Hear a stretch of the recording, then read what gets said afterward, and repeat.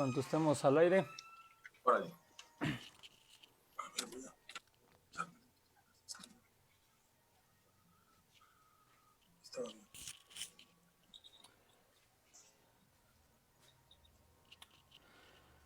Hola, muy buenas tardes. Iniciamos el conversatorio el día de hoy con el amigo Ricardo Otero y el anfitrión Iván de Baloncesto Lógico.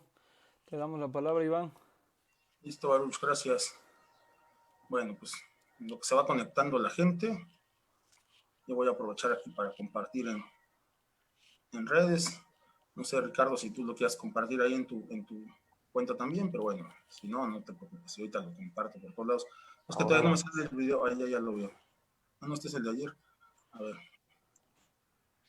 Yo todavía no lo veo. ¿En dónde estamos? ¿En Baloncesto Lógico? Ah, es que era el otro, pero bueno, da igual, ya nos quedamos ahí.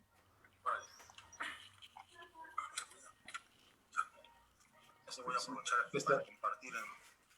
Este era por entrenamiento lógico, así estaba anunciada, pero no pasa nada, ahorita la pongo ahí. Cuando estemos al aire. Me van a estar, más te van a preguntar en entrenamiento lógico, ahí le echas un vistazo, ¿no? Porfa. Sale, no hay problema.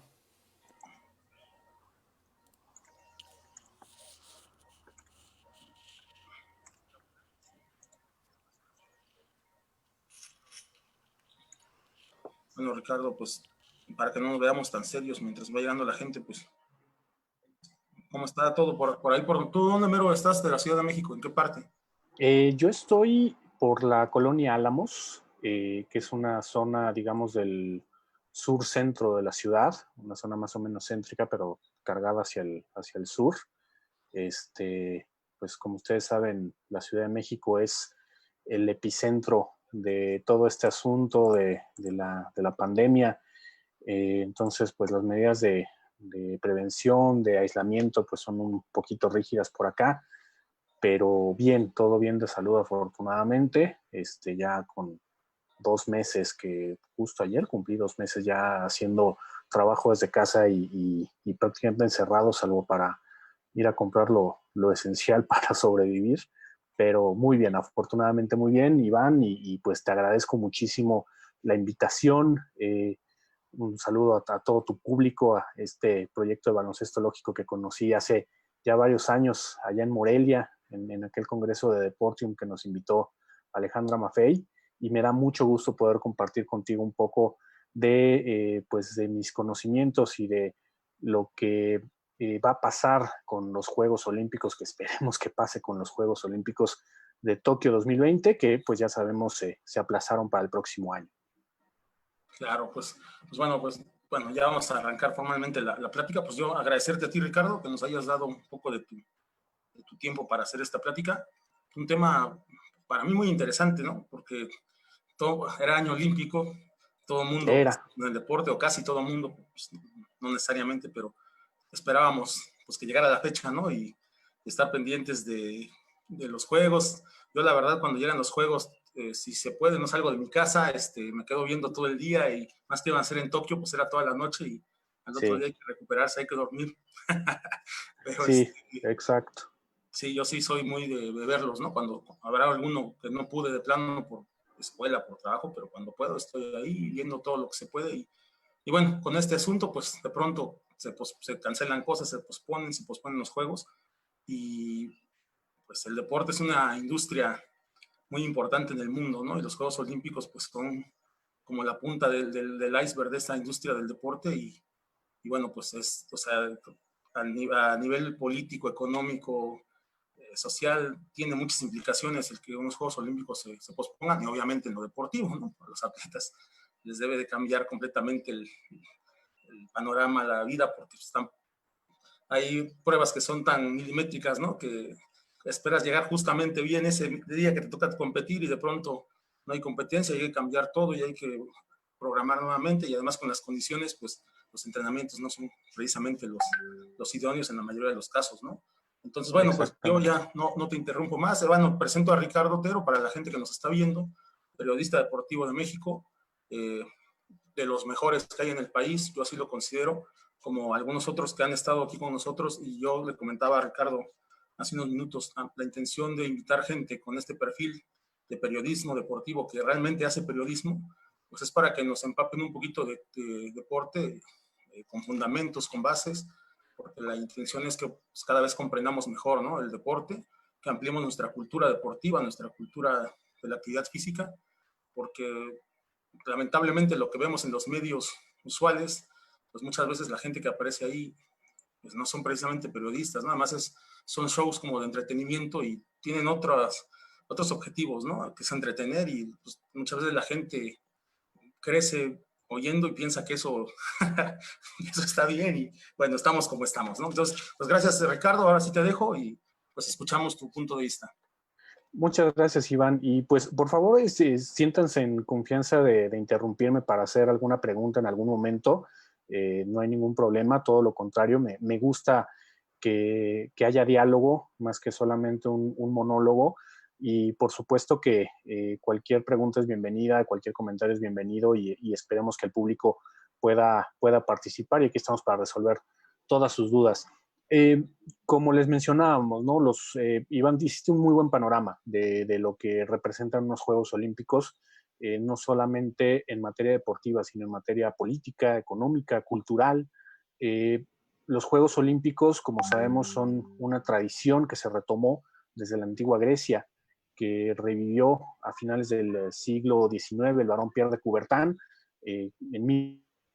Instaura el movimiento olímpico. En 1896 se realizan los primeros Juegos en Atenas, justamente en el país de donde viene esta tradición, y a partir de ahí aquellos Juegos que representaban un periodo de tregua, de competencia deportiva entre las naciones, digamos, del mundo conocido de la antigua Grecia, pues ahora se están volviendo un evento enorme, un evento gigantesco, que representa precisamente ese punto de unión y de paz ahora entre todos los países del mundo, en un camino que ha sido más complicado de lo que parece, ¿no? Para llegar al punto en el que estamos, en el que todos los países participen, en el que ya prácticamente todos los países, incluso en detalles como la participación de las mujeres, todos los países lleven representación femenina. Para nosotros acá en México puede parecer algo muy natural hoy en 2020, pero no fue así durante mucho tiempo. Voy a ponerles un dato rapidísimo. Por ejemplo, en México 1968, que nosotros lo tenemos como un estandarte de la equidad de género por el momento en el que Enriqueta Basilio encendió el pebetero olímpico, la primera mujer que tuvo este honor, pues resulta que solo el 14% de los participantes de estos Juegos fueron mujeres. Entonces, alcanzar esa equidad de género le ha llevado mucho tiempo al Comité Olímpico y al Movimiento Olímpico, al grado que para Tokio se espera que la participación femenina sea de poco más del 48%, pero no todavía llegando al 50% como sería lo ideal, y que para París 2024 ya se logre finalmente este balance de un 50-50 de participación entre hombres y mujeres. Y estoy poniendo solo el dato de la equidad de género. Si nos vamos a temas de neutralidad política, ver a todos los países participando en los Juegos Olímpicos es algo que en realidad empezó a ocurrir hace relativamente poco tiempo. Basta recordar quienes tienen a lo mejor de 40 años de edad para arriba, pues a lo mejor les tocó ver alguno de los boicots a los Juegos, ya sea de Los Ángeles 1984 o de Moscú 80. En Moscú, por la invasión de la Unión Soviética, que era el país anfitrión de aquellos Juegos, a Afganistán, y en 1984, cuando el bloque comunista, encabezado por la Unión Soviética, le devolvió la cortesía a Estados Unidos en los Juegos que se celebraron en Los Ángeles. Entonces, llegar a todo el punto en el que está hoy en día el olimpismo ha representado más de 100 años de trabajo, no solamente en materia deportiva, sino también en materia política, en materia de llegar a convencer a todos los países de decirles, a ver, aquí no te vamos a juzgar, no te vamos a dar una preferencia o todo lo contrario, o te vamos a negar algún privilegio por venir de algún país con cierta ideología, con cierto régimen, con ciertas costumbres, con ciertas religiones. Los Juegos Olímpicos son uno de los eventos más universales que hay en el mundo, y precisamente esa es la bandera que ha querido manejar el deporte en estas últimas épocas. Una posposición como la que está ocurriendo con Tokio 2020 es un hecho inédito para la era moderna. Por ahí leía a Alberto Lati, un colega que es mucho más famoso que yo y que además tiene un trabajo fantástico, Beto, en los diferentes medios en los que ha colaborado. Él reveló que en el año 67 de nuestra era, en el año 67 después de Cristo, hubo una postergación de los Juegos Olímpicos a causa de que el emperador romano Nerón no podía asistir a ellos y que quería competir además. Entonces, estamos hablando de prácticamente 1950 años, por ahí con estas discrepancias que hay en las mediciones del calendario gregoriano, pero 1950 años prácticamente sin que tuviéramos una postergación de unos Juegos Olímpicos. Es decir, es un evento rarísimo, es un evento que al menos en la era moderna no había ocurrido, pese a que ya habíamos tenido 3 cancelaciones, todas ellas por las 2 guerras mundiales. Los Juegos de 1916, los de 1940 y 44, a causa de la Primera y de la Segunda Guerra Mundial. Entonces, hablar de una postergación, pues uno dice, bueno, pues no pasa nada, ¿no? Viajan el año que sigue, se preparan un poco más y llegan. Hay demasiadas implicaciones por el tema económico, porque obviamente esto eleva los costos de los juegos, por el tema político de la imagen que pretende dar Japón al mundo entero, que ahorita platicamos un poquito del rol que ha tenido Japón en el olimpismo, y también de, pues, ya en terrenos más particulares, qué es lo que realmente es más importante en función de este evento, la preparación de los deportistas. La postergación de los Juegos no se dio primariamente por la pandemia. Obviamente fueron consecuencias de la pandemia, pero realmente el motivo por el que se postergaron fue porque los atletas se dieron cuenta que iban a llegar en condiciones inequitativas de preparación para los Juegos. Hay países donde para entonces no había restricciones para los atletas para salir a la calle, para entrenar, para realizar sus actividades, y otros en los que no podían salir de su casa. Y por mucho que uno tenga los aditamentos en casa y el espacio no es lo mismo, si uno corre 400 metros planos, no es lo mismo prepararse en casa que prepararse en una pista de atletismo. No es lo mismo para un futbolista entrenar en casa, donde a lo mejor si tiene la fortuna de tener un jardín, puede hacer algunos movimientos cortos que practicar en un espacio de 105 por 68 metros. Entonces, los atletas empezaron a manifestarle esta preocupación al Comité Olímpico Internacional y se llegó a la conclusión de que no había manera de que los atletas tuvieran la posibilidad de entrenar en la mejor de sus capacidades, porque de por sí el mundo es disparejo, no es lo mismo alguien que entrena en Estados Unidos a alguien que entrena, digamos, por poner un ejemplo, en Nepal o en alguna isla del Caribe o en algún país africano. Entonces, es una decisión que pues era necesaria, fue sensata, que hubo muchas quejas de que a lo mejor se tardaron mucho. Yo no lo veo así, yo creo que la decisión se tomó cuando se tuvo que tomar, porque implica mover demasiadas cosas. Vamos a plantearlo en términos, por ejemplo, de un mundial de fútbol, ¿no? El mundial de fútbol es el evento más vistoso, que más público atrae a nivel mundial, eso lo sabemos, pero también hay que decir que el Mundial de Fútbol es un evento mucho más pequeño en términos deportivos que los Juegos Olímpicos. A los Juegos Olímpicos van más de 200 países, van aproximadamente 11,000 atletas, además de todos los visitantes, que ahí sí es donde, vamos a decirlo en términos coloquiales, hay un tiro entre el Mundial y los Juegos Olímpicos, pero el interés pues es que participan todos los países, hay 300 y pico eventos deportivos, se reparten más de 300 medallas de oro, mientras el Mundial de Fútbol es un torneo, ¿sí? Un torneo de 64 partidos, un torneo relativamente largo, en el que participan 32 naciones y en el que participan aproximadamente 750 deportistas. No hay punto de comparación. Y ya si nos vamos al resto de los eventos deportivos que pueda haber, un mundial de atletismo, de natación, de gimnasia, de taekwondo, donde sí pueden participar miles de atletas, sigue sin haber ese tamaño que hay respecto a unos Juegos Olímpicos. Entonces, mover este monstruo de evento en términos logísticos, en términos económicos, implica demasiadas cosas. Otro detalle, por ejemplo, la Villa Olímpica. Una Villa Olímpica se construye para que esté lista durante los Juegos Olímpicos, se ocupen los Juegos Olímpicos, después en los Paralímpicos, y al final de los Juegos Paralímpicos, esos departamentos, que en su mayoría están previamente vendidos, ya se otorguen a particulares, se otorguen a sus dueños. Entonces, ¿cómo le haces para que una persona, un comprador de un departamento de la Villa Olímpica de Tokio, al que le prometiste, vas a tener tu departamento en octubre? Pues, oye, espérame un año, ¿no? Oye, pero yo estoy haciendo planes para mudarme, para mover, para comprar, para no sé qué.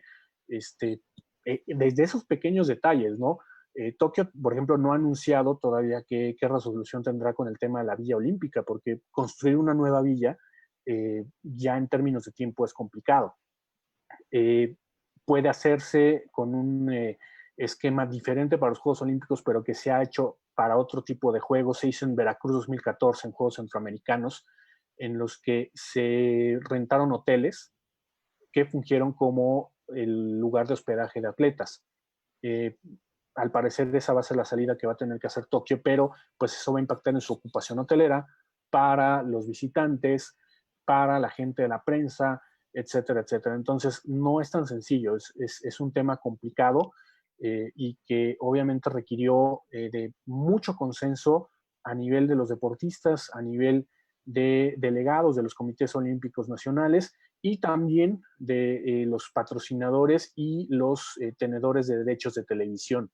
Que hay, por ejemplo, mi empresa, Televisa, es una de las empresas que tiene derechos de transmisión en televisión de los juegos. Entonces, es una conversación que implica a muchísima gente y que obviamente implica también mover mucho dinero, muchos recursos, muchos planes de un momento a otro. Así es, sí, no, es muy, muy complejo, ¿no? Aquí de lejos lo vemos como algo muy simple, muy sencillo, pero volvemos al punto, ¿no? Las implicaciones desde lo social, como dices, ¿no? La villa, la gente que pagó para después poder vivir ahí, pues el asunto, todo lo que le tienes que mover, ¿no? O, no sé, la angustia que vivirán en algún punto de la incertidumbre que va a pasar. Bueno, no es poca cosa, es bien, bien difícil. Hablabas, por ejemplo, ¿no? En este caso bueno, cómo entrenan los atletas, la disparidad que había. Y en este punto, por ejemplo, también hay una cosa que quizá no se ha tomado tanto en cuenta, que es la edad, ¿no? Que no es lo mismo que tú vayas a unos Juegos Olímpicos con 38 años, a lo mejor porque te has cuidado y tu vida es impecable y vas a llegar, pero es un año más. Digo, por ejemplo, en el básquetbol tenemos un caso muy, muy claro que es el de Luis Scola. Luis Scola, que para jugar el preolímpico, el mundial, se cuidó, llegó al punto, bueno, Argentina fue subcampeona del mundo, y con Luis Scola como capitán, como referente y jugando a un altísimo nivel, bueno, había anunciado que estaba para este año en los Juegos Olímpicos, pero bueno, con 40, ahora tendría que llegar en 2021 con 41, sin competencia, sí. No sé cuántos meses, porque no se ve claro para cómo va a quedar. Entonces, digo, por poner un ejemplo de muchos que seguramente hay, cómo puede afectar esta situación, ¿no? Y te quería hacer un comentario aquí, Ricardo, porque yo hace unas semanas, hace no mucho tiempo, veía que comentabas que Tokio 2020, aunque se haga en 2021, seguirá siendo Tokio 2020 porque hay mucha gente que ya decía Tokio 2021, ¿no? Y seguramente tiene que ver con esto, ¿no? ¿Cuánta mercancía, por poner un ejemplo de muchos, pero cuánta mercancía, ¿no? Ya hay playeras, souvenirs, pins, todo, que dicen Tokio 2020, no los vas a tirar a la basura porque se cambió de año, ¿no? Porque serían pérdidas millonarias, me imagino que será una de las muchas razones, pero bueno, tú nos seguirás contando de esto. Sí, fíjate, del tema de la edad, hay otros dos casos de deportistas legendarios que estaban preparados para estar en los Juegos Olímpicos este año y que van a llegar en un caso similar al de Luis Scola. Hablo de Roger Federer y de Serena Williams. Roger Federer va a cumplir 40 años el día de la clausura de los Juegos, el 8 de agosto de 2021. Serena Williams los va a cumplir poquito después, en septiembre. Entonces, bien lo dices, no es lo mismo. Federer y Serena se han mantenido a un nivel competitivo, a un nivel muy alto, quizás ya no el de sus mejores épocas, pero siguen siendo competitivos y son aspirantes a una medalla de oro. pero llegar con ese año de diferencia que además puede implicar un cambio en sus planes. No hay o no hubo un anuncio de ellos diciendo, nos vamos a retirar después de la temporada 2020, pero pues sabíamos que era una posibilidad. Van a tener que postergar, en caso de que así lo hubieran planteado en privado, este plan. Y no es lo mismo efectivamente competir con ese año de diferencia ya en un momento en el que el rendimiento deportivo, por motivos naturales, va en declive. Otros casos, quizás no deportistas de tanta edad, pero que sí conocemos muy bien acá en México, María Espinosa y Paola Espinosa. Ellas sí habían dicho, son mis últimos Juegos Olímpicos y ahí nos vemos, ¿no? ¿Por qué? Porque tienen planes personales, ¿no? María tendrá sus planes, Paola los ha hecho un poco más públicos con la crianza de su hija Ivana, y porque además pues son deportistas que lo han ganado todo y que ya no tienen absolutamente nada que demostrar. Quizás Paola tiene la espinita clavada de que no ha ganado una medalla olímpica individual. Las 2 medallas que tiene son en clavados sincronizados, que por ahí solamente una mujer mexicana lo ha logrado, que es Laura Sánchez. Y el caso de María, pues es demostrar que puede, ¿no? En una categoría que es muy competitiva a nivel nacional, donde tiene a una rival, a Briseida Acosta, que es una de las competidoras más fuertes que hay en el mundo y que por el acomodo de las categorías a nivel olímpico se tienen que cruzar ellas dos por un boleto olímpico. Entonces, pero ellas tendrán sus planes, ellas tienen sus planes a futuro, saben que no van a vivir toda la vida de su actividad deportiva y pues tendrán que postergar estos planes, ¿no? No es una cuestión tan trivial. Y de ahí nos podríamos ir con un montón de deportistas que han planteado su retiro, ya sea definitivo de las competencias o bien por lo menos sus últimos Juegos Olímpicos y que han tenido que postergar estos planes. Eso por un lado.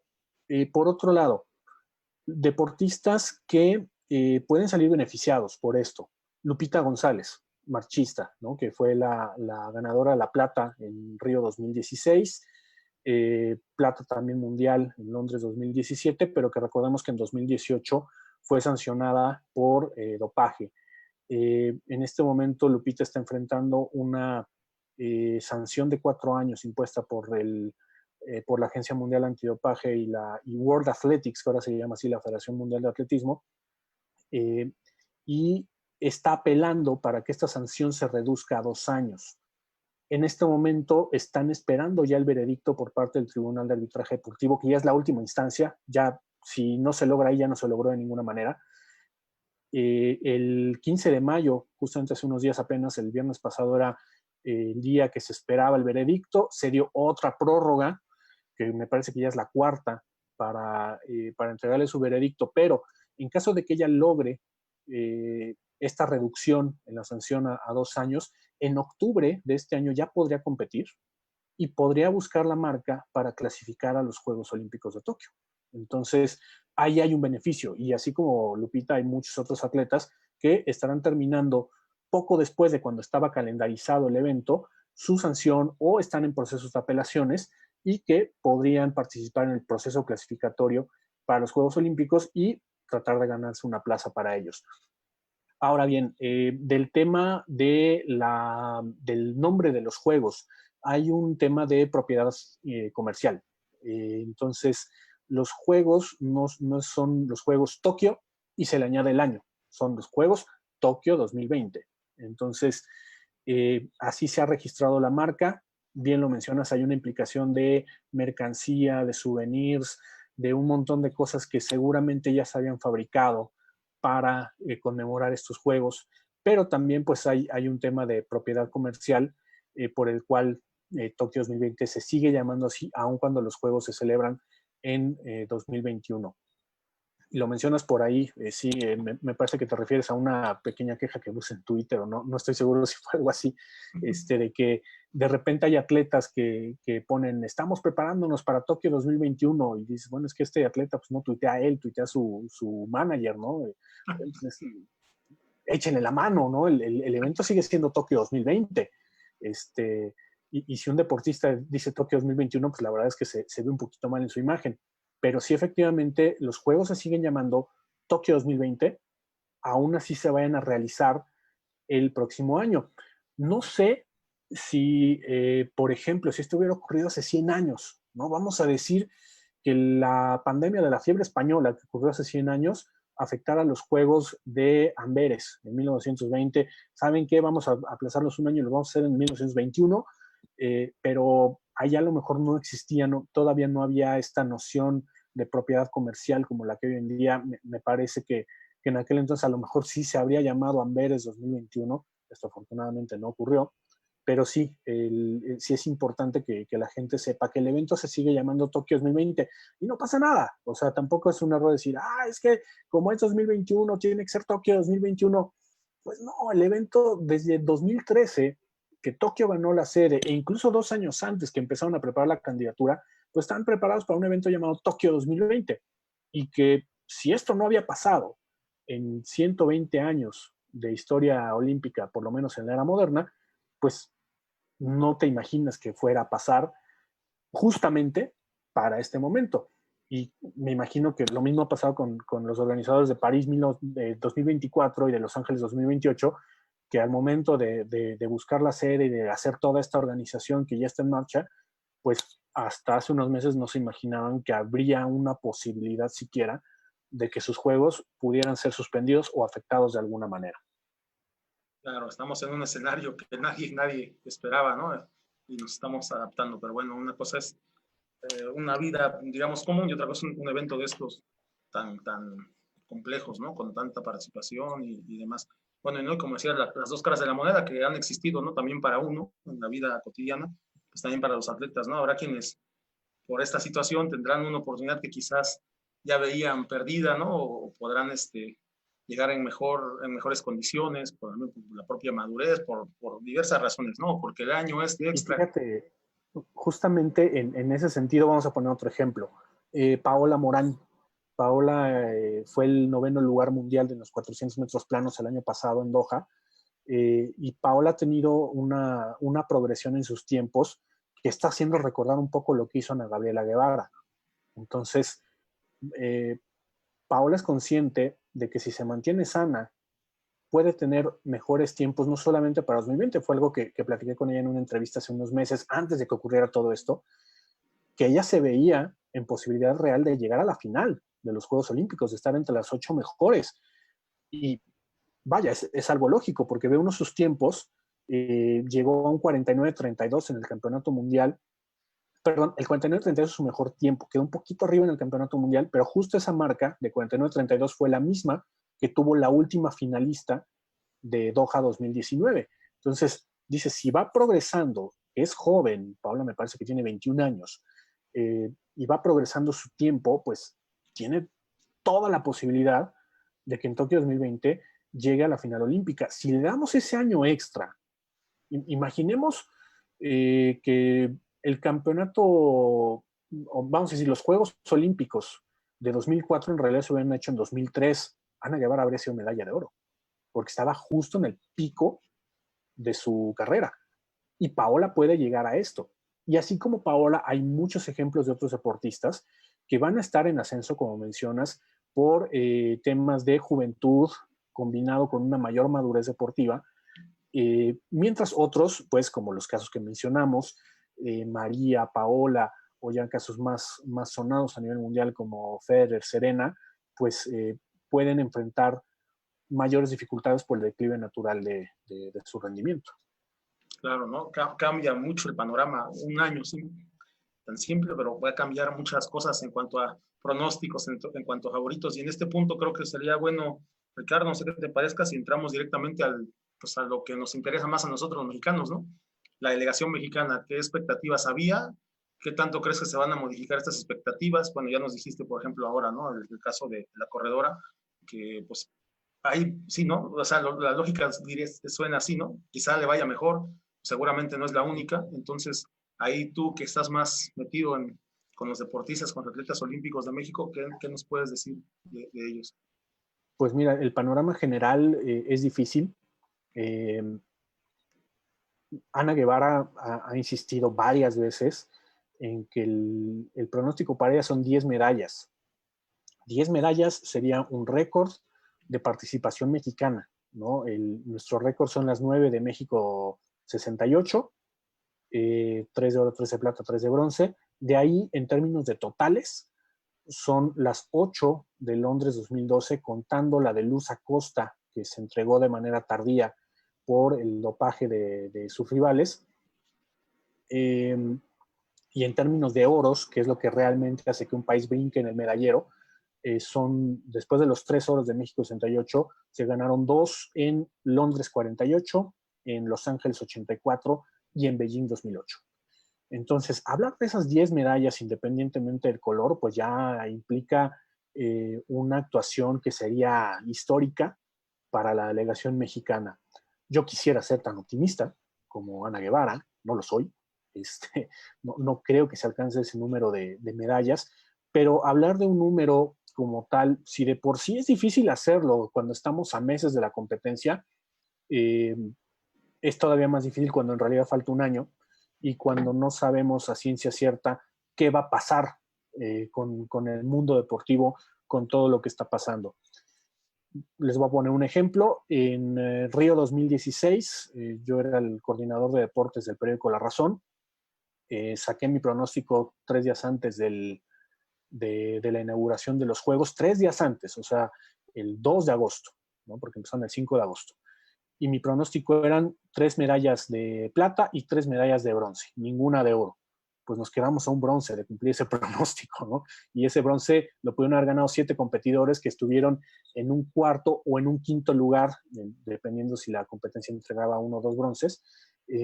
Pero vaya, fue un trabajo que pues, se vio en una página de periódico, pero que implicó muchas semanas de análisis prácticamente de caso por caso, y aún así, poniendo caso por caso, porque hasta le había puesto nombre a algunas medallas, le atiné a la de María, le atiné a la de Lupita, pero jamás vi venir la de Ismael Hernández, por ejemplo, en pentatlón moderno.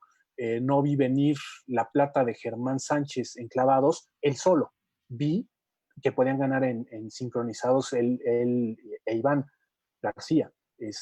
Entonces, ofrecer un panorama, digamos, ya más aterrizado y que obviamente ninguno es infalible, porque así como me fue muy bien, por así decirlo, en Río, me fue muy mal en Tokio, es complicado en este momento. A mí lo que me preocupa, más allá de, sí en función del panorama, pero pensando ya en otras cosas que pueden condicionarlo, es el escenario que está enfrentando el deporte en México. La pandemia no está controlada, no sabemos todavía cuándo se va a controlar. Pareciera que las autoridades están, como diría mi novia, pateando la lata, es decir, dando largas sobre cuándo va a acabar esto, cuándo volveremos a salir a la calle normalmente a trabajar, a hacer nuestras actividades, y esto obviamente también tiene una afectación directa para la preparación de los deportistas. Entonces, si pensamos en que un deportista, vamos a decir, alemán, ¿no? Que hablando de que la Bundesliga, el fútbol alemán ya regresó a la actividad, este deportista alemán ya puede salir a entrenar, ya puede ir a correr a una pista, ya puede ir a un gimnasio, versus un deportista mexicano que pues tiene que seguir encerrado en casa a lo mejor por 2 o 3 meses más, con una preparación diferente, sin poder hacer ese entrenamiento abierto o con las condiciones totales que necesita, pues no sabemos si realmente va a haber una paridad en la preparación en términos de las afectaciones del coronavirus. Entonces, yo quisiera esperar un poco. Tenemos en este momento una generación interesante de deportistas jóvenes, pero también pues políticas gubernamentales que no son precisamente lo más amistosas, por así decirlo, con el deporte. El presupuesto de CONADE se ha reducido, se redujo para el año, para 2019, que fue el primer año del actual gobierno. Para este año se aumentó un poco por ser año olímpico, pero pues no sabemos con todos estos recortes qué tan afectado haya sido CONADE. Hay una relación muy difícil con el Comité Olímpico Mexicano, que el Comité Olímpico Mexicano es un organismo un poco sui generis, porque su función debería ser únicamente inscribir a los atletas y preservar la marca olímpica en México, pero nuestro Comité Olímpico Mexicano, pues desde hace muchos años tomó más poder y tomó también la facultad de apoyar en la preparación de deportistas, que no es malo, por supuesto, pero si también estamos hablando de que un actor que está involucrado en esto no tiene las condiciones suficientes para hacerlo, pues es complicado. Entonces, a mí me preocupa eso, me preocupa ver más bien si el deporte mexicano no se termina por deteriorar. Tenemos en sentido contrario a eso, pues lo que pasó en Lima 2019, donde se logró este récord de medallas totales para unos Juegos Panamericanos, pero de ahí a que una actuación más competitiva en unos Juegos Panamericanos signifique también eso en unos Juegos Olímpicos, son cosas muy diferentes. Ahí son análisis que tendrán que hacerse caso por caso, competencia por competencia, para saber si un competidor que ganó una medalla de oro en una prueba a nivel continental realmente va a ser aspirante a una medalla a nivel mundial. Casos, por ejemplo, donde sí puede pasar en el taekwondo, ¿no? En el taekwondo, en la categoría abierta, donde está Carlos Sansores, que fue medallista mundial en el campeonato de Manchester el año pasado, también ganó una medalla, me parece fue de bronce, en Lima 2019, pues él es aspirante a medalla olímpica porque la final mundial la perdió contra un cubano, contra Rafael Alba, y se volvió a encontrar a Alba en la semifinal de Lima 2019. Entonces, si quitas a Alba de la ecuación, pues él podría ser un aspirante incluso a medalla de oro, pero digamos que puede en este momento aspirar a una plata o un bronce en unos Juegos Olímpicos, después de haber sido medallista no de oro en Juegos Panamericanos. Ese es un caso particular y tendremos que ir sacando uno por uno a ver realmente cuáles son las posibilidades. Paola Morán, que ya la habíamos mencionado, fue medalla de plata en Lima 2019, pero fue 9º lugar mundial. En este momento yo no podría asegurar que Paola es una aspirante a medalla olímpica, puede que lo sea el próximo año, pero sí tendremos que hacer ese análisis ya prácticamente el próximo año, acercándonos a los Juegos, para saber si realmente podemos aspirar a esas 10 medallas y qué tanto ese impulso, digamos, psicológico, claro que cuenta, de Lima 2019 nos va a beneficiar en Tokio 2020. Claro, mira, y vuelvo al punto de lo que comentaba al inicio, Ricardo, que sería muy importante que gente como tú, que ejerce el periodismo con seriedad, y tantos otros, ¿no? Que hay en México, tuvieran más espacio, porque esta explicación que nos acabas de dar es bien importante. Yo también creo que 10 medallas, porque también lo leí, es aventurarse demasiado. Ojalá, ¿no? Ojalá y así fuera. Pues, ¿qué más? Uno como mexicano disfruta cuando un mexicano triunfa, ¿no? Pero sí pensar en 10 medallas es así como se sabe, bueno. Pero ¿qué pasa? Que, por ejemplo, Juegos Olímpicos de Lima, México tiene una actuación histórica para ese evento, y muchas veces la gente que está en las transmisiones pareciera que ya estamos ganando las mismas medallas en Juegos Olímpicos, ¿no? Y no tiene nada que ver un Panamericano con Juegos Olímpicos. Yo, por ejemplo, te digo, en el caso mío, yo estoy en el básquetbol, ¿no? Van selecciones mexicanas de la categoría que quieras a un centroamericano y pues regularmente ganan, ¿no? Porque el nivel de la zona es bajito. Y entonces de pronto ya el básquetbol mexicano, la gente lo tiene aquí y ya estamos listos para la nueva generación, pero te enfrentas al escenario real, que es un preolímpico, un premundial, y pues las cosas no son así porque el nivel es otro y el nivel de la competencia es completamente más alto, y viene otra vez el bajón, ¿no? Entonces, ¿qué pasó si ya venían? ¿Quién nos echó? Pues no, a ver, cálmense, hay que tomar las cosas con mesura, ¿no? Pero tiene mucho que ver. Puede pasar cualquier cosa. Claro, sí, y digo, pues en este punto tenemos mucho que ver los entrenadores que no ubicamos a nuestra gente, y también los medios, ¿no? Que al final de cuentas es con lo que mucha gente se educa, se forma en cuestiones de deporte, ¿no? Entonces, digo, yo vuelvo a este punto porque sí, hay que tener eso bien claro.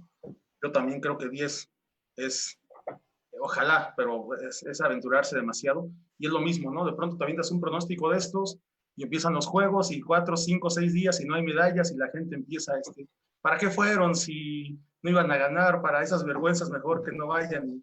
Bueno, en este punto hay dos cosas que me gustaría que tocaras, ¿no? La primera que, bueno, tú dices ahorita que el presupuesto aumentó este año porque era año olímpico, pero en realidad el ciclo olímpico es de 4 años, entonces si 3 años no le metiste la inversión que corresponde, aunque el último año quieras tapar ahí el sol con un dedo, ya el daño ya está hecho, ¿no? Entonces, en esta parte, bueno, esto lo comento porque decía, es como muy, muy complejo a veces que la gente se ponga en los zapatos del deportista y que entienda, ¿no? Que también algunos van por primera vez a Juegos Olímpicos y que lo normal es que queden en el lugar 20, 30, porque a lo mejor el proyecto es para el siguiente ciclo, no precisamente para este, ¿no? Pero si no vas a estos, pues no tienes ese fogueo que necesitas para después poder rendir al máximo nivel, ¿no? Y os digo, ojalá y lo toques. Y en este punto recordé una columna tuya de los Juegos Olímpicos de Río, sí, si no estoy mal, sí. Que era el mejor, yo quisiera ser el cuarto mejor de mi profesión, ¿no? Porque había muchos cuartos lugares y pues no, las críticas, no llegaban las medallas y la gente ya estaba desesperada y a criticar a todos nuestros atletas y esa columna a mí me encantó, yo la compartí por todos lados porque, bueno, es verdad, ser el cuarto mejor del planeta en la profesión que tú tengas, estarías, ¿no? Tú decías, si yo fuera el cuarto periodista deportivo mejor del mundo, me mandarían a Olímpicos, a Mundiales, a NBA, a Super Bowl, y pues quién no quiere estar ahí, ¿no? Aunque seas el cuarto, pero bueno, no sé, aquí que nos puedas compartir, Ricardo. Vaya, a mí me bastaría con ser el 30. Me bastaría con ser el periodista de deportes número 30 del mundo. O sea, es ponernos a dimensionar justamente lo que mencionabas, ¿no? En Río pasó eso. En Río no llegaban las medallas llegaron hasta los últimos 4 días de competencia. Tuvimos ese mágico sábado 20 de agosto en el que se ganaron 3 medallas, en el que además el chino Misael Rodríguez fue al podio, ya tenía asegurada su medalla. Entonces vimos a 4 mexicanos en un podio olímpico en un solo día, ¿no? Que a lo mejor para un estadounidense, para un alemán, para un ruso, para un británico, un chino, es lo más común del mundo, para nosotros no. Pero sí, efectivamente hubo un ambiente muy feo, muy difícil, de la opinión pública ya manifestada en redes sociales, que las redes sociales pues son un fenómeno que tendrá unos 10 años y que año con año va creciendo en términos de presencia. Y era demencial de verdad ver todas estas opiniones que caían en un montón de fobias, ver cómo trataban a Alexa Moreno, ver cómo trataban a un montón de deportistas porque no cumplían una expectativa que se había inventado el propio aficionado, que a veces ni siquiera los medios, a veces ni siquiera los medios de comunicación. O sea, yo en mis adentros, por la profesión que tengo y porque tengo que estar empapado de esa información, sabía que las medallas podían tardar en llegar, como a lo mejor por ahí el primer día, después de la inauguración el 6 de agosto, había una competencia de tiro donde estaba Alejandra Zavala, y Ale Zavala quedó en cuarto lugar. Sabía que ahí podía haber una medalla, pero que no era segura. Si Ale conquistaba esa medalla, ya habría sido un remanso de paz para que todo el mundo se sintiera más tranquilo. En Londres pasó lo contrario. En Londres las pruebas de clavados se hicieron en los primeros días y cayeron las medallas. Entonces la opinión pública fue más tranquila, porque ya había esa tranquilidad de que estaban cayendo medallas y siguieron cayendo medallas. Lo mismo pasó en Sydney 2000 con la medalla de Soraya Jiménez, que fue inesperada. O sea, Soraya aspiraba a pelear una medalla. El oro era impensable y ganó el oro. Y de ahí se desencadenaron otras 5 medallas. Y los propios deportistas percibían esto. ¿Por qué? Pues porque los deportistas son jóvenes y son gente a la que le gusta meterse a Twitter, a Instagram, a Facebook. Todavía no existía TikTok en aquel entonces, pero pues les gusta estar en el celular viendo las redes sociales y de repente se encuentran con un comentario: eres una incompetente, eres un tal por cual. Pues obviamente eso les afecta en su preparación, en mental, y afecta en su rendimiento. Entonces, para Tokio no han presentado todavía el calendario ya modificado. Estaba ya presentado el calendario para los Juegos de este año. No sé si vayan a mantener el mismo orden de días, con el mismo calendario, nada más recorrido en lugar del 24 de julio al 23 de julio. Pero si se mantiene, por ejemplo, el taekwondo, en lugar de ser en los últimos días, va a ser en los primeros. Entonces, por ahí, desafortunadamente, solo clasificaron 2 de México y ya no hay posibilidad de buscar más pases. Pero pues por ahí, tanto ya sea María Briseida como Carlos Sansores tienen posibilidad de buscar una medalla. Entonces, si por ahí para el tercer, cuarto día cae una medalla de México, en taekwondo el panorama de la opinión pública va a ir un poquito mejor. Pero sí, también llegamos a un punto en el que decir, no, es que tú que tiraste mal una flecha y por eso no ganaste una medalla, eres una incompetente. Oye, yo quisiera ser el número 4 del mundo de mi profesión y es algo que no valoramos. Llegar a los Juegos Olímpicos, lograr una medalla ya es de un atleta de élite, así de sencillo. Llegar a los Juegos Olímpicos es el trabajo de una vida y no siempre, o sea, hay unos, digamos, 500, 600 atletas de Estados Unidos que van a desfilar. No todos, ni siquiera la mayoría van a regresar con medallas. Nos vamos con la finta de, es que Estados Unidos, China, Gran Bretaña, Alemania, Rusia, y ahora pues, Japón, como va a anfitrión, también va a ganar muchas medallas. Es que son unas potencias mundiales y sus deportistas son súper exitosos porque ganan un montón de medallas. Sí ganan un montón de medallas, pero no necesariamente la mayoría de sus deportistas ganan medallas. Y me atrevo a decir que a lo mejor será a lo mucho, y es un índice muy alto, el 20% de los atletas de Estados Unidos puedan ganar una medalla. Y es altísimo, ya quisiera yo que el 20% de los mexicanos tuviera esa posibilidad, de los ciento y pico, 120, 130 que vamos a llevar. Pero sí es muy importante también que la gente sepa, no, llegar allá ya es un triunfo. Sí, yo sé que de repente hay actuaciones que pueden resultar un poco decepcionantes, sí puede pasar. En Barcelona 92, por ejemplo, teníamos a Arturo Barrios como el plusmarquista mundial de los 10.000 metros planos y quedó en quinto lugar. Y fue decepcionante porque no solo era favorito para medalla, era favorito para ganar el oro. Eric Mergenthaler, quien desafortunadamente falleció hace unas semanas, era el campeón mundial de vela. Y Mergenthaler quedó creo que en el 10º lugar de su competencia en Barcelona. Y precisamente en Barcelona, Raúl González, que era el director de la CONADE, que en aquel entonces la CONADE apenas se había formado, había dicho lo que Ana Guevara, 10 medallas, vamos a tener récord de medallas. Y de milagro se ganó una. Se ganó la de Carlos Mercenario, el penúltimo día de competencias, en los 50 kilómetros de marcha. O sea, fue un ambiente que en la era de las redes sociales habría explotado a más no poder. Y que de todas maneras, el ambiente acá en México, y esto me lo contó Carlos, mientras el ambiente acá en México era muy difícil, era de mucha crítica, era muy sombrío respecto a la participación de México allá no estaban enterados.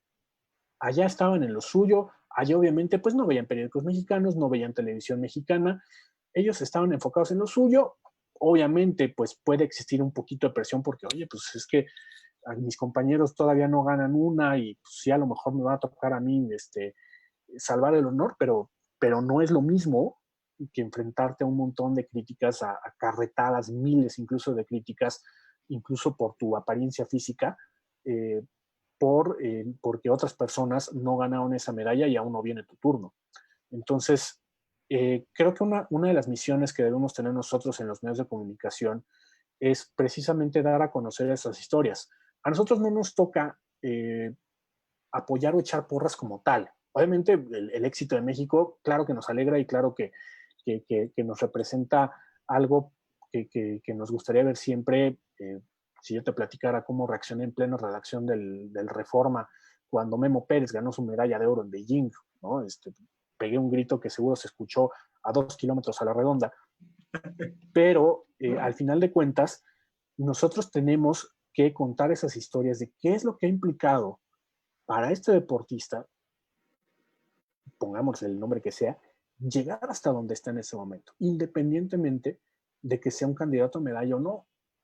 Aquí, para un deportista siempre, el parámetro de superación va a ser romper su marca personal, lograr una mejor posición en un torneo, es decir, algún indicador que afortunadamente esto lo tiene el deporte, que es medible en términos competitivos, lograr una mejor posición. A veces no es el tiempo. En un maratón, lograr un mejor tiempo depende de un montón de condiciones climáticas y de la ruta.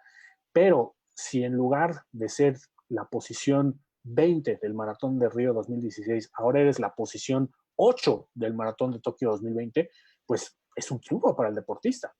Entonces, creo que también tenemos que ser un poco conscientes con eso de que no todo es ganar medallas y de que no todos los deportistas para inspirar tienen que ser medallistas olímpicos. Hay grandísimos deportistas mexicanos que no ganaron una medalla olímpica y que aún así han representado una inspiración para mucha gente. Y a nosotros somos a los que nos toca contar esas historias. Claro, ¿no? Desgraciadamente, y aquí digo que yo digo, a mí me gusta el fútbol, yo no tengo nada en contra del fútbol, pero es el problema de que solo fútbol, fútbol, fútbol y que de nuestros atletas nos enteremos justamente en una competencia de estas, ¿no? Y de pronto nos cuentan la historia bonita y nos emocionamos y llega la competencia y queremos que ganen y no ganan y estamos enfadados, ¿no? Entonces, bueno, oye, dio su máximo esfuerzo, estar ahí, como dices, ¿no? Ya era un logro en sí mismo y esa nos cuesta trabajo entender, ¿no? Y es parte de la cultura que tenemos. Ahorita que mencionabas de Barrios, bueno, Sergei Budka, ¿no? Campeón mundial todo el tiempo, porque también puede ser que tengas un mal día y puede ser que ese mal día, desgraciadamente, fue justamente el día que competías, ¿no? Y, bueno, Budka, con todos los logros que tuvo, cada ciclo olímpico, pues era para él, ¿no? Tal vez fracaso tras fracaso, porque la medalla de oro, pues no llegaba, ¿no? Entonces, digo, por poner un ejemplo de un ícono del deporte que tampoco le fue muy bien precisamente en Juegos Olímpicos, ¿no? Pero como él hay muchos, ¿no? El propio Federer, ¿no? Con todo y todo, Sí. lo que es Federer no ganó en dobles, pero en el individual no pudo ganar la medalla, bueno, historias muchísimas, ¿no? Y estas historias que nos regala el deporte y justamente Juegos Olímpicos que son muy hermosas, ¿no? Muy padres, muy inspiradoras. En este punto, Ricardo, y aclaras de las historias, ¿alguna historia que te haya dejado marcado tanto de un deportista internacional como de un deportista mexicano? Uy, hay un montón. Y mira, no, voy a tocar una que no es de Juegos Olímpicos, porque es una deportista que practica un deporte que no forma parte del programa olímpico, Paola Longoria. Paola, pues la conocemos bien, ¿no? Es una deportista que ha sabido también explotar, en el buen sentido de la palabra, su imagen. Para mí ella es la mejor raquetbolista en la historia. Pero Paola, si bien tuvo la fortuna de que sus padres la apoyaron en todo momento, en términos de motivación, apoyo paterno y obviamente económico para desarrollarse en su deporte, pues incluso Paola tuvo que irse a vivir a Estados Unidos un tiempo antes de que se encumbrara la fama. Hablemos de cuando ella tenía 18 años de edad, Paola 31 o estar cerca de cumplirlos. Se fue a vivir a Estados Unidos, lejos de su familia, porque resulta que le salía más económico a ella viajar desde California, que era donde vivía, a jugar los torneos que la gran mayoría se celebran en Estados Unidos. Entonces, pues hablar, oye, tengo 18 años y no puedo tener las posibilidades económicas de participar en un tour mundial de mi deporte, siendo yo ya una de las deportistas de élite, no era todavía la número uno del mundo, pero estaba ya muy cerca de serlo. Habla de que la infraestructura del deporte mexicano pues todavía no está al nivel de lo que quisiéramos, ¿no? Obviamente, y esto me lo dijo alguna vez Felipe Muñoz cuando era presidente del Comité Olímpico Mexicano, nunca va a ser suficiente. El dinero nunca va a ser suficiente, siempre va a hacer falta más, pero pues hagamos que sea menos lo que falta, ¿no? Entonces, para mí el ejemplo de Paola a los 18 años de edad, bajarse y decir, yo me voy a vivir a otro país, lejos de mi familia, durante tantos meses, a lo mejor años, para desarrollarme en mi deporte, donde sé que tengo talento, donde sé que puedo tener cosas muy importantes y que a lo mejor ella todavía no se imaginaba que iba a lograr todo lo que ha logrado hoy en día. A mí me parece un gran ejemplo, ¿no? De ahí, pues hay deportistas que han tenido quizás no la trayectoria tan exitosa como ha tenido Paola, como han tenido otros deportistas, pero que son muy competitivos, que han ganado eventos internacionales y, por ejemplo, me refiero a Sudikey Rodríguez. Sudikey ella pues ha ganado medallas centroamericanas. La vi ganar el oro en Veracruz, ahí en Jalapa. Y Sudiqué se ha hecho famoso últimamente por su participación en el hexatlón. Pero, pues antes del hexatlón, Sudiqué ya tenía una trayectoria muy importante de los 400 metros con vallas y además reponiéndose a dos obstáculos muy fuertes. El primero, que curiosamente es el menos importante y es grave, un dopaje. Sudiqué fue suspendida 6 meses por dopaje después de ganar la plata en Mayagüez 2010, en los centroamericanos. Fue una ingesta involuntaria y eso permitió que le redujeran la sanción que podía ser entonces hasta de 2 años. Pero lo más grave a lo que se enfrentó Sudiqué fue la muerte de su hijo pequeño en un accidente del pequeño Ian. Entonces, y eso pasó con un margen muy breve de tiempo, ambas cosas. Entonces, pensar en que un atleta que estaba llegando al pico de su rendimiento tuviera que enfrentarse a estos dos obstáculos y que todavía después, en 2014, llega a Veracruz, gana la medalla de oro y que nos enteramos en Veracruz que ella había tenido otro accidente semanas antes de la competencia que casi no la deja participar, habla de la resiliencia que puede tener un deportista. Y creo que las grandes historias de los deportistas, no solamente de aquellos deportistas legendarios, un Roger Federer, un Rafa Nadal, un Michael Phelps, un Usain Bolt, sino también de aquellos deportistas que logran este sueño de llegar a los Juegos Olímpicos, a un campeonato mundial, de representar a nivel internacional a su país. Hay historias de resiliencia muy fuertes y que deben de ser contadas. Claro, ¿no? Es importantísimo. Qué tristeza que en México tengan que llegar al hexatlón para que los conozcamos, ¿no? Nos deberíamos de saber un poquito más de Hay ellos. decenas de deportistas que han pasado por eso y que hasta el hexatlón ya los empezaron a conocer.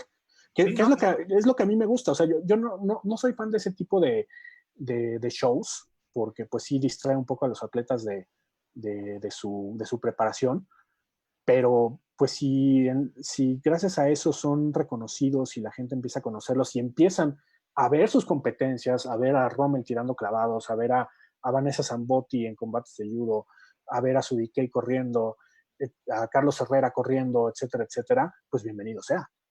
Claro, ¿eh? Yo comparto completamente. De hecho, yo no lo veo, te digo.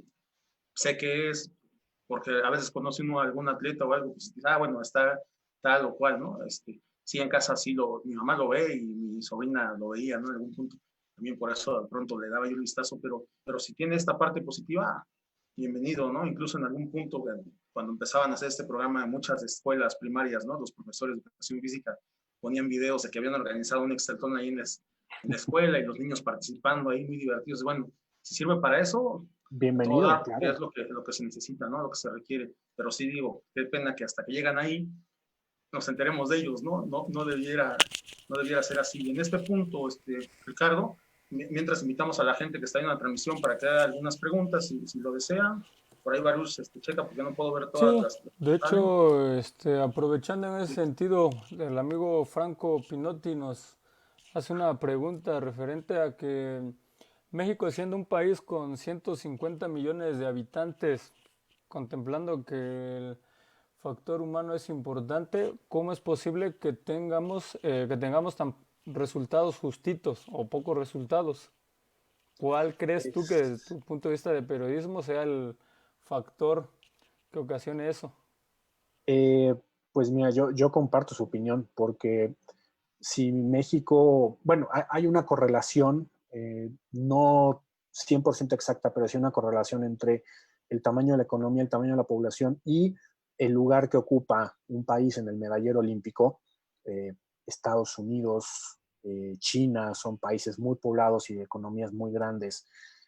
Japón también, Rusia, Gran Bretaña. México debería estar peleando por ahí del lugar 15 del medallero. ¿Qué implica el lugar 15 del medallero? Ahorita déjenme buscar rápidamente cuál fue el medallero de Río 2016 y les digo quién fue el lugar 15. El lugar 15, fíjense, fue Kenia, con 6 medallas de oro, 6 de plata y 1 de bronce. Es decir, se necesitan 6 medallas de oro, que es lo que cuenta realmente para el medallero, para ser el lugar 15 del mundo a nivel deportivo. Y creo que un país con toda esta población y con el tamaño económico que tiene debería aspirar a eso. ¿Por qué no lo hace? México enfrenta rezagos muy grandes en materia deportiva, ¿no? Y en muchos aspectos. Primero ya platicábamos el tema del presupuesto. México siempre ha tenido presupuestos bajos en materia deportiva. Los más altos que tuvo, por lo menos hablando de los últimos 30 años, fueron durante el sexenio de Felipe Calderón. El presupuesto para 2012, año olímpico, fue aproximadamente de 7.500 millones de pesos. Ahorita ese presupuesto anda por ahí de los 2.000 millones de pesos. Esos presupuestos bajaron dramáticamente durante el sexenio de Enrique Peña Nieto y pues no vemos realmente mucha voluntad del presidente López Obrador para que esto cambie. Entonces, yo pienso que ni siquiera esos presupuestos de la época de Calderón eran suficientes. Hay otro problema, corrupción. O sea, hay temas de corrupción ya documentados en CONADE, tanto vigentes como anteriores, en el manejo de esos recursos. Otra cosa que podría ser el manejo de los programas deportivos a nivel masivo.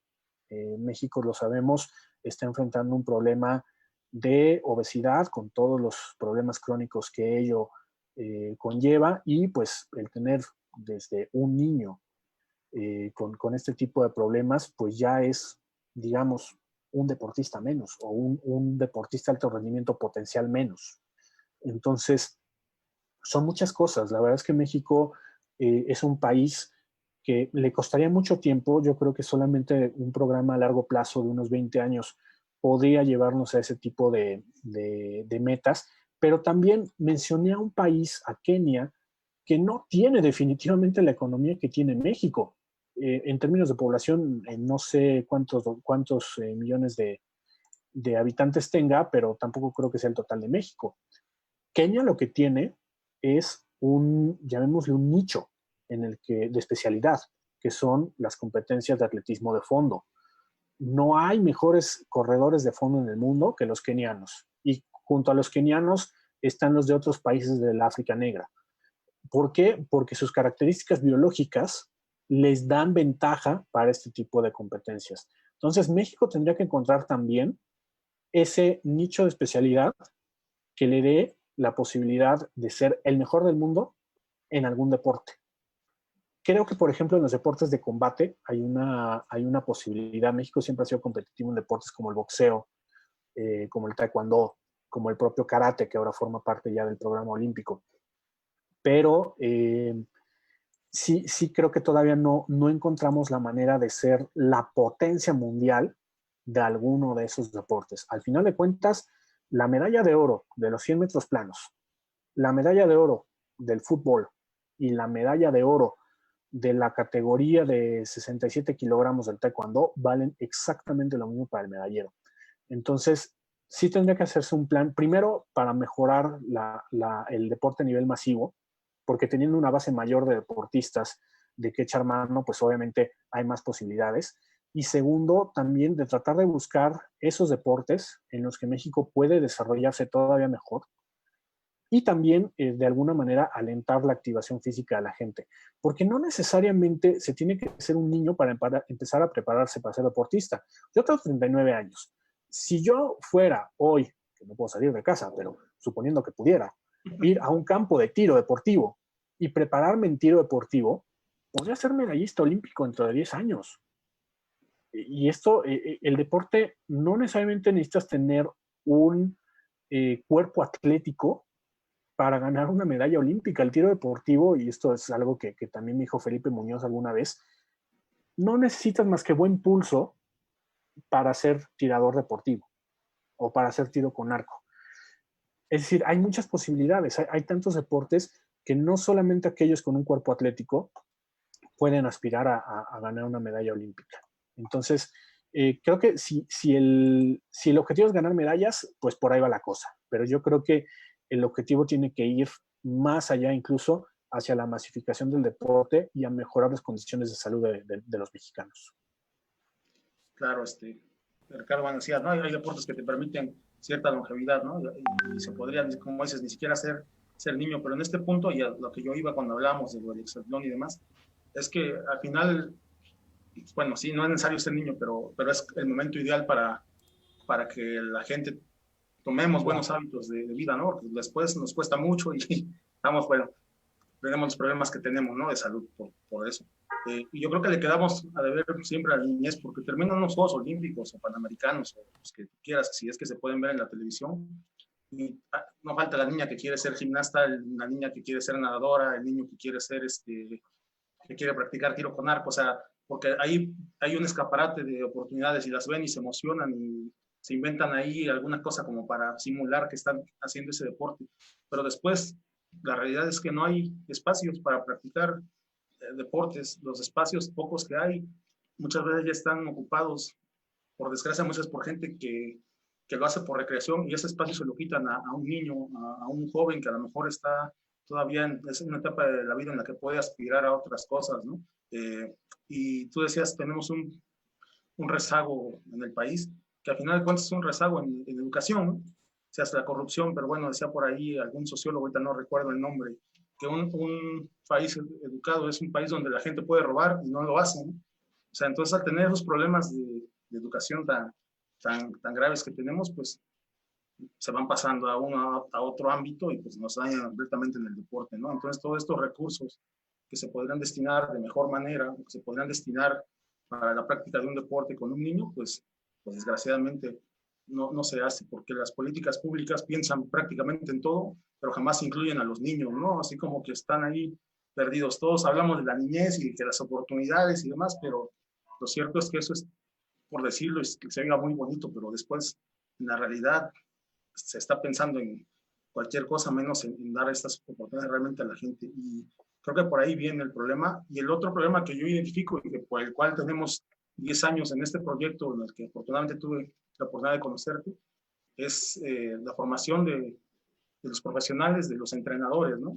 Hay una deuda ahí también no sé, del gobierno, de lo que sea, pero no tenemos la formación idónea, incluso las propias instituciones, ya digamos, universitarias que se dedican a esto, tienen muchos problemas para poder tener realmente una buena oferta donde el muchacho realmente se forme bien y pueda salir con otra visión, ¿no? Hay algunas que, por ejemplo, están muy enfocadas en el alto rendimiento, pero tú terminas la carrera y para si llegas a trabajar en alto rendimiento, bueno, va a pasar un rato, salvo que haya sido deportista de alto nivel, ¿no?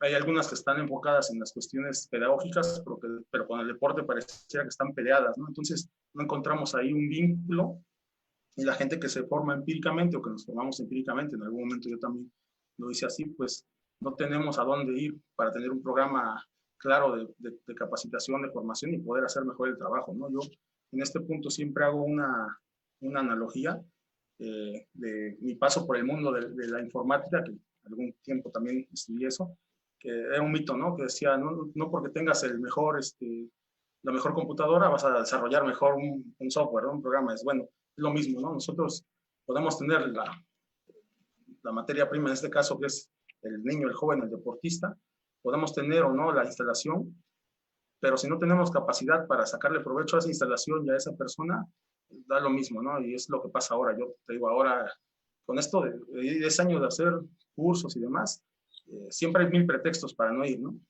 Que seas bueno.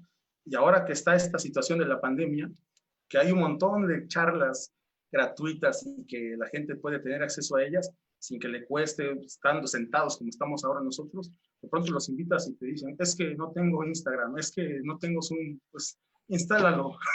Sí, exacto. No te va a costar nada, ¿no? Y de pronto dices, bueno, y el cuate ese que me dijo que no tiene un iPhone 10, ¿no? Y uno tiene un teléfono mucho más modesto y trata de buscarle algún provecho a esta situación. Pues yo creo que va mucho por ahí también, por la mentalidad que tenemos, que nos falta esta parte de formación. El entrenador es, para mí, no porque yo sea entrenador, pero para mí es el pilar de todo esto, ¿no? Si no hay buenos entrenadores, ¿cómo desarrollas todo lo demás o cómo le sacas provecho a todo lo demás? No sé si es el caso bueno, de lo que mencionabas Kenia, yo menciono Jamaica, no sé si realmente entrenen ahí, quizá entrenan en Estados Unidos, no lo sé, pero dices, bueno, ellos detectaron ahí que tenían una oportunidad de ser potencia y a lo mejor invirtieron ahí sus recursos, pero seguramente tienen buenos entrenadores, porque Usain Bolt podrá hacer todo el fenómeno que tú quieras, pero si alguien no le enseñaba bien la técnica y no le programaba bien el entrenamiento, pues o lo lastimaba o todas las cosas que pasan y no hubiera sido lo que es, ¿no? Entonces, en esta parte, creo que por ahí también tiene mucho que ver, pues no sé, bueno, alguna cosa más que quieras decir, Ricardo, Varus, no sé si hay alguna otra pregunta por ahí. En las redes no, pero me gustaría preguntarte, te comentabas la cuestión de un proyecto, un plan a largo plazo. Yo creo que eso lo tenemos muy claro. Desde tu punto de vista periodístico, ¿cuál crees que sea la razón por la cual a nuestra sociedad mexicana le cueste trabajo seguir un plan a largo plazo? Sabemos que cada gobierno o cada cambio de idea se corta una forma de pensar o un proyecto. ¿Cuál sería tu forma de ver eso? Creo que justamente va por ahí. Es curioso porque México tuvo prácticamente 80 años de régimen de un mismo partido político, con aparentemente una cierta ideología en común, pero en realidad pues la única ideología que había en común con el PRI era el nombre, ¿no? De repente veíamos a un presidente más de derecha, uno más de izquierda, pero realmente no existía hablar de proyectos a largo plazo no solamente de deportes, ¿eh? Nos podemos ir con cualquier tema de la vida pública, no somos dados a eso, y más ahora que desde 2000 estamos teniendo alternancia en los partidos. eh, Vicente Fox, por ejemplo, hizo un Plan Nacional de Desarrollo a 2025, no a 2006, que era cuando acaba su sexenio, y lo mandaron por un tubo. Y ahí, si hoy Ana Guevara nos sale con un plan de trabajo que creo que ni siquiera puso nunca su plan de trabajo como directora de la CONADE, pero si nos sorprende mañana con un plan de trabajo a 2040, yo no estoy seguro de que para finales de 2024 que cambie el poder, aun si fuera del mismo partido, vayan a seguir con ese mismo plan. Creo que va por ahí. Creo que son temas principalmente políticos, son temas de pues de ideologías, me atrevo a decir que incluso hasta de ciertas envidias, de querer que la placa salga a nombre de uno, y no pensar en el proyecto por el bien común. Entonces, eh, creo que va por ahí la cosa, desafortunadamente. España lo hizo.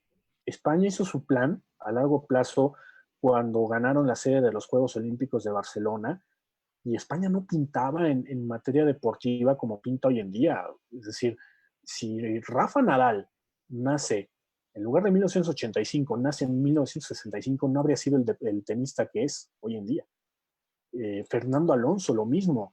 La selección de básquetbol, ¿no? que tienen jugadores fantásticos. Yo no me imaginaría a un Pau Gasol jugando, a un Ricky Rubio jugando en la NBA si hubiera nacido 20 años antes. Entonces, España lo hizo y España fue un caso de éxito. Y quisimos un poco tomar esos ejemplos, pero si no se hace y se ejecuta ese plan a largo plazo, quitándose todas las marañas políticas que pueda haber, no va a funcionar. Sí, decías que quizá por tantas ideologías, yo creo que es por la ausencia de una, ¿no? Es una ideología, es bueno, ya llegué, ya está esto, va bien, pues hay que continuar. Desgraciadamente no pasa, y también por esta cuestión, ¿no? De que somos amantes de la foto y hay que aparecer ahí y que parezca que lo hice yo, porque si no lo hice yo, pues como que no sirve, ¿no? Sí, es una cuestión ahí de mentalidad, una cuestión de cultura que desgraciadamente venimos arrastrando de muchísimos años, ¿no? Y sí, ni pensar, bueno, no hay plan, como dices, ni pensar que hagan uno y que dure muchos años, ¿no? Así es. Pues no sé, Ricardo, si quieras compartir algo más con nosotros, ahí, algo que usted, a lo mejor que querías que te preguntáramos y que no te lo preguntamos. No, la plática ha sido muy completa. La verdad es que estoy muy, muy contento. Ha sido una plática muy padre, muy extensa, y cuando uno está a gusto, pues no quiere irse, ¿no? Pero pues, también uno tiene que trabajar en un ratito. Entonces, pues nada más agradecerles. De verdad estoy muy, muy agradecido por la invitación, por todas las flores que me han echado a mi trabajo. y es motivante, la verdad es que es motivante para seguir. Deben de saber, les voy a confesar que ahorita en tiempos de esta pandemia, pues no estoy tan enfocado en deportes. Me pidieron apoyo para el equipo de noticias de Univisión y pues llevo ya poco menos de 2 meses haciendo eso. Volveré a los deportes, es algo temporal, por supuesto. Ha estado padre en función de que pues me permite ver un poquito del panorama de lo que está pasando en el mundo, enfocado obviamente en el mercado hispano de Estados Unidos, que está viendo bastantes dificultades con todo este tema. Pero pues más allá de eso, este tipo de políticas también pues me regresa, ¿no? al deporte. Me da de verdad mucho gusto que hayan pensado en mí para platicar sobre este tema, que el público esté participando. Y pues aquí estoy a la orden, ¿no? Cualquier cosa para quienes estén escuchando, mi cuenta de Twitter es Otero-RJ. Ahí me pueden hablar y me pueden escribir. Ahí puedo contestarles sus preguntas y ahí podemos estar en contacto todo lo que quieran. Y pues Iván, Baruch, Daniel, simplemente agradecerles esta invitación, decirles que pues están en su casa, porque aquí se ve a lo mejor un poquito de desastre porque todavía no terminamos 100% de mudarnos, pero pues aquí están en su casa. Y igual para todo el público, pues muchas gracias por compartir este tiempo con nosotros. No, pues agradecerte a ti otra vez, Ricardo. Y sí, la verdad que la plática está interesante, ¿no? Y ahí habría que echar un poquito a andar esto para hacerte más preguntas, porque la verdad que este tema del olimpismo y del deporte mexicano, una cosa pues nos lleva a la otra, pues son temas para hablar horas y horas y horas, ¿no? Pero sí también hay que respetar el tiempo y el trabajo de los demás, así que ya no te vamos a robar más tiempo, Ricardo. Muchas gracias. Robo, al contrario, de verdad que qué padre ha estado esto. No, pues te agradezco mucho y sí, la verdad que tengo pues, la fortuna, ¿no? De que por ahí coincidimos en algún congreso y que, bueno, pude tener contacto contigo. Y pues sí, ya saben, yo la invitación, la última que hago, bueno, con respecto a Ricardo, es a la gente, ¿no? Hay que buscar periodistas de otro perfil que realmente te aporten algo, que te cuenten otro tipo de historias, y ahí Ricardo es uno de ellos, ¿no? Entonces hay que buscar otras fuentes, no quedarse con las mismas de siempre, porque si no se nos vuelve ahí muy, muy reducido el panorama y no vemos más allá, ¿no? Pues muchas gracias a la gente que siguió la transmisión. Hay saludos, bueno, los saludos por lo regular ya no los leo, pues, no, pues las preguntas sí, pero bueno, por ahí fue una muy, muy concreta del profe Franco. Y la invitación para que en la noche nos sigan, tenemos otra plática hoy es doble jornada, a las 8 de la noche estamos con Gustavo Cañas, un entrenador de básquetbol puertorriqueño. Mañana tendremos va a ser, esto le estamos llamando conversatorio, Ricardo, conversatorio de entrenamiento lógico. Bueno, mañana vamos a tener anticonversatorio porque nos vamos a juntar ahí unos cuates y vamos a hablar de cualquier cosa que nos pregunten, va a ser una más pachanga que otra cosa. Y el viernes que es necesario. Sí. A lo mejor no nos ve nadie, pero bueno, no importa. Pero lo digo de una vez porque si van a llegar pensando ver algo serio como lo de hoy, pues mejor no se tomen.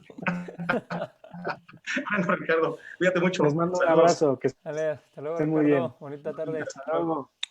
Igualmente, hasta luego. Gracias, Daniel. Gracias, Baruch. Gracias a todos. Hasta luego.